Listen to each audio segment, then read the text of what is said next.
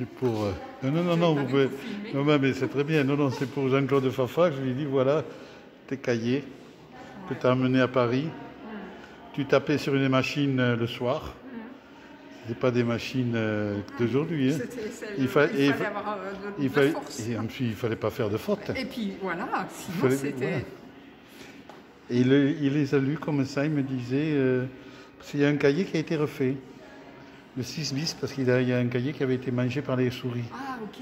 Le 6 bis. C'est le 6 bis. Alors, je ne sais pas si... on a pris le 6, le voilà. Oui, 6, parce que justement, me posait la question de la dame qui les scannait. Elle m'a dit, bon, comme elle ne comprenait rien, on reste sur le 6. On ne va pas compliquer la chose avec le 6.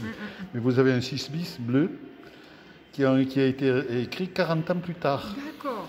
Et il ne voulait plus en entendre parler. Ben oui. Et donc, il doit être dans cela, il est vert. Il n'a pas le même, écrit au stylo bille, celui-là. Pour compléter le cahier 6, celui-là, qui avait été mangé par les souris. D'accord. Celui-là, il est un Madame petit peu... Lavaux, elle est au courant?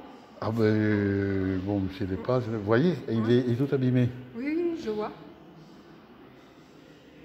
Mais c'est pas vrai. Il veut pas. Peut-être qu'on a fait trop d'actions. Ouais, allez-y avec ça, ça marche mieux. Voilà.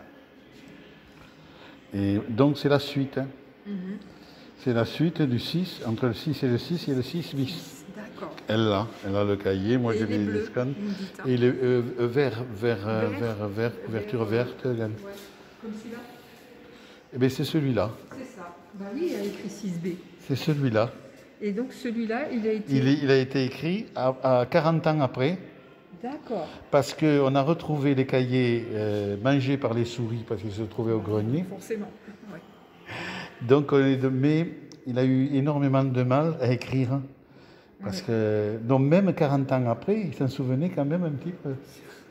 Mais ils ont c'est un phénomène de mémoire, mais plus de mémoire, puisqu'il fallait interroger les gens, savoir il dit où c'est qu'ils habitaient, comment ils s'appelaient, les noms, le machin, la famille.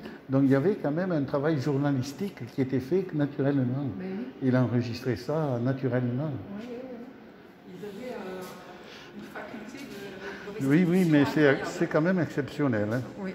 Et alors le problème, c'est que est-ce qu'il l'a écrit avec un brouillon ou ça, on ne sait pas. On ne le saura jamais, on peut pas. Moi, je peux dire qu'il n'y a pas eu de notes. Il n'y a pas d'erreur, il n'y a pas de gratture, il n'y a pas de rature. À peine. Hein. Et puis une belle écriture. Une écriture...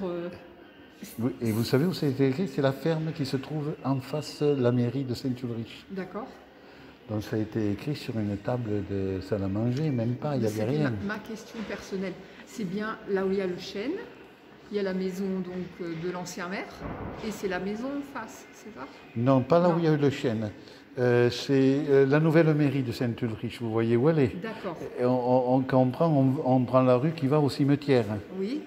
Eh bien, c'est la maison qui est en face la mairie et qui fait angle entre la route on passe à côté. Et